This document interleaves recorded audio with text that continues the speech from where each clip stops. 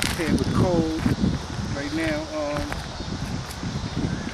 About to explain to us about what's going on with him and the whole convict felon issue. This is a very serious issue, as you already know. Just let us know how it affected you. Well, shoot, man, I'm 33, man. I've been a felon since I was 20 years old, so 13 years, man. You know what I'm saying? First of all, man, I just want to encourage everybody, man. I know sometimes situations in life, can deter you from doing quote unquote the right things. You know what I'm saying? But I like to encourage everybody, man, just be careful whatever you're doing. I'm not encouraging anybody to do anything negative or to commit any criminal acts, but if you're in situations where you ain't doing the right thing, man, just make sure you be smart about it, man. Because once you become a felon, man, you lose your rights. You know what I'm saying? You lose. How many felonies do you have? I have 3 felonies. 3 felonies. Where you from? Kansas City, Missouri. So how the laws is out there? I haven't done too much research on getting my record expunged. I just know it take that money. You know what I'm saying? And it is a possibility. You know what I'm saying? Depending on it's depending on the judge that actually convicted you. If he wants to do it. Like even if you had the money and you get you a lawyer and it's still a court process that you got to go through to get it accomplished.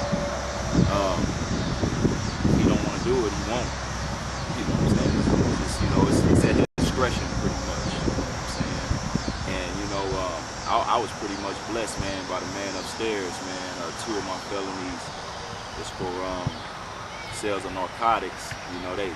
They wanted your boy pretty bad, man. So they sent a dude in twice, same day, and charged me twice for it instead of just hitting me for one. You know what I'm saying? And my other one was for assault.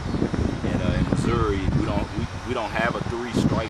We had a habitual criminal act, and basically you have to have 3 of the same thing and present that in court. But if it's not the same charge, then they can't. You know what I'm saying? They can still present the habitual criminal act, but it'd be harder to get a conviction on that charge because it's not the same type of cases. In your opinion, what do you think is the problem? What do you think the root is to the whole process of becoming? Honestly, man, I think it starts, man, in the home. You know what I'm saying? How you was raised, definitely your environment. You know what I'm saying? I can't solely say that that's it because it is also up to the person. Because I got homeboys that came from the same environment as me, and they not felons. You know what I'm saying? They actually live a successful life. They ain't never been in trouble. They married, got kids, doing their thing, working a job every day. But mainly, man, it starts in your home, man, how you was raised, you know what I'm saying, situations that might have came to you growing up, you know what I'm saying, your surroundings, definitely, really starts in the home, man. It's just like, it just all depends on the person, actually, because not every person that is a felon is a bad person, because you have people that actually, was defending themselves, became a felon, you know what I'm saying? You got people, man, that was put in certain situations in life where they felt like, they had to do certain things to make money, and became a felon. So just because you're a felon doesn't mean you're actually a bad person, man.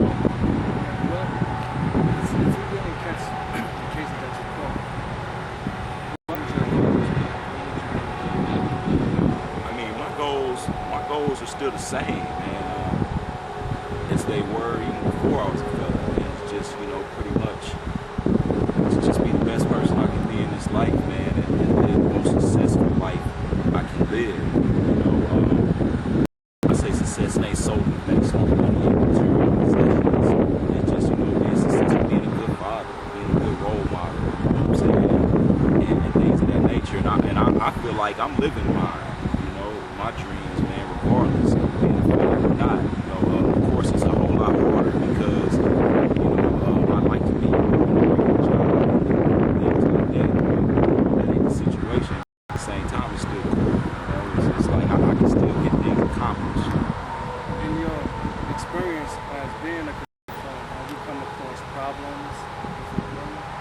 Oh yeah, definitely.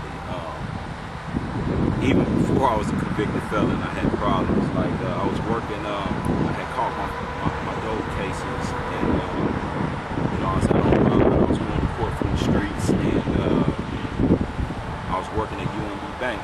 Shout out to my partner Tyrone, he got me on, and I'm working at the bank, pretty prestigious job, especially for my age, at the time doing what I was doing, and it was cool, it was making some cool little bread or whatever, and they called me in the office one day, and it was like, we gotta let you go. So it was like I wasn't even convicted yet. They were just like, we can't have anybody working here that has any type of dishonest act on their record. And I had been working there probably about 4 months at the time, and I was going back and forth to court. So it was just like that, that's the first situation. After I became a convicted felon, I mean, it kind of just, as far as jobs is concerned,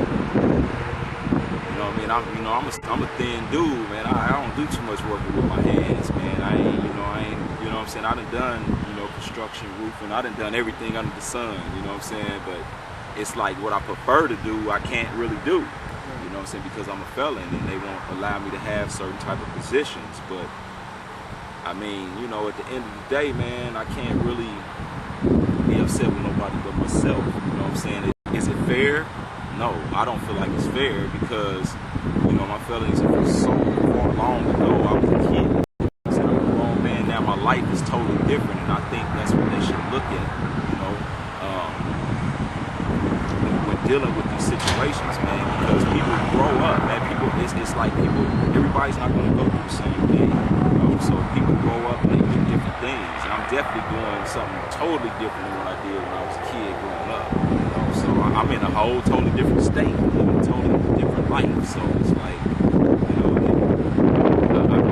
the main problem is this, though. It's like, say for instance, you're a certified carpenter and you're used to making $13.50 an hour. Don't quote me on that wage. I'm just saying, just using that as a hypothetical wage.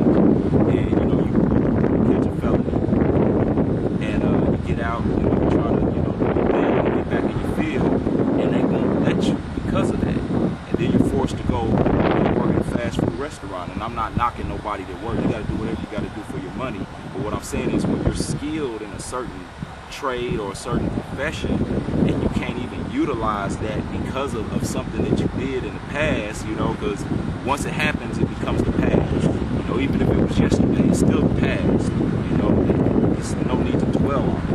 You move on. I feel like everybody deserves a second chance, and when you become a felon, it's kind of like they don't want to really give you a second chance. They only want to give you, what they feel you should have, and I don't feel like that's fair.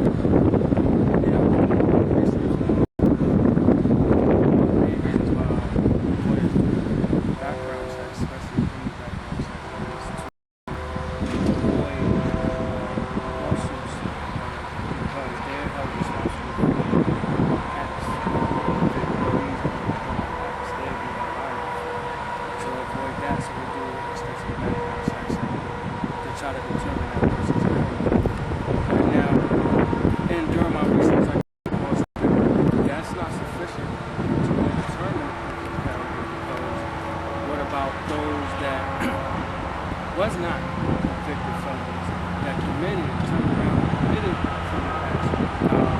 Possession of, for example, how they get on the force in the first place. You understand what I'm saying? Like they did a little background check and come back and say they got on the force and then they abused their power. So this is something I feel that's something that's, as you said earlier, is according to the individual and should be monitored during the initial interview about, as far as the character. Now, how do you feel that the government could intercede and make it right? Like in your position, you're saying like as well as mine, we want to do better. We want to be able to be productive in the community without that burden, without that backlash. I mean, first of all, you get put in a situation in life where you become a felon, and then you get out, you have intentions of doing better, but you know, the opportunity is not even there to do better, you know, because a lot of people can't get jobs at all, depending on the type of felony they might have or whatever the situation may be, you know, as far as the employer is concerned. So it's like, how can you even expect somebody to change their life around when they're not even given an honest opportunity to do so? So, you know, that's definitely a problem. I mean, like, as far as the government and what they could do, it's like, I mean, they could set up programs. It's a lot of things they could do. They could set up programs for felons, you know, to give them opportunity, some type of work programs. They could, you know, set up for felons and give them the opportunity to utilize it and then see how it goes, you know. And, you know, if you burn your bridge, then, you know, that's on you. You know, for the individuals that go through that program and complete it, you know what I'm saying, and do what they're supposed to do, you know, they should give them some leeway, man. I really believe that. It's certain things they can do, man. And you know, it's like certain jobs, you know, call for certain things, and you know, some things are understandable, you know, but at the same time, you know, I think everybody deserves a second chance, man. I think everybody, you know, that becomes a felon, it's just not a bad person. That's not always the situation, you know, but it's like, that's how it's categorized, though. If you're a felon, you're automatically a bad guy. You know, you're automatically an outcast in society. You're automatically, you're automatically pushed to the side, and it's just like, that's a bad deal, man. You know what I'm saying? Because not every that has caught a felony is a bad person. So I just think it, man. I just think it should be. I think it should be at the owners of these business discretion also, instead of just like a law that you can't hire felons. You know, I think it should be given an option to the people that actually own these companies. You know. There's legislators right now that's in the process of trying to get a bill passed called LB 189.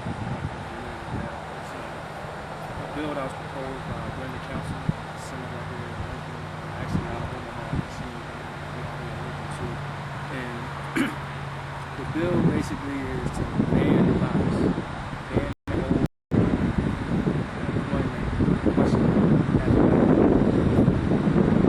and it got stipulations on it. It's not all the way, you know, just disqualify the whole question, but it's still certain, like you said, I believe that there's still some instances, really in particular, in my opinion, I think one instance where it's mandatory that a criminal background be done, and that's for sex offense. Yeah, of course. And the reason why I say that is because, and I think that one after the spoiler lunch thing coming into play, because sex offenders, and this is only my opinion, sex offenders that rape people should be categorized in a whole different process than those as in me in your position that we committed crimes out of economic deprivation. Right. You know, in some cases, some people commit crimes for drug abuse. Right. Right. And then like the finance to get the drugs. Right. Right. However, the sex offenders is like a mental thing with them. See, more people, most people, man, a lot of people just need help. It's like they're not taking the time to actually see the help that people need. And that's another thing the government can do. It's like, when you're dealing with people, you know, don't look at them just as a criminal. Look at them as an individual, as a human being. See what actually is going on with their life. You know, don't just look at, you know, the report that the police wrote up. You know, see what's actually going on in this person's life. See if they have two parents in the home. See what they're actually going through in life. You know, and it that could definitely help the situation, because if you're dealing with a person that just might need a little help, that could change that person's life and make him a better person in society as a whole, you know.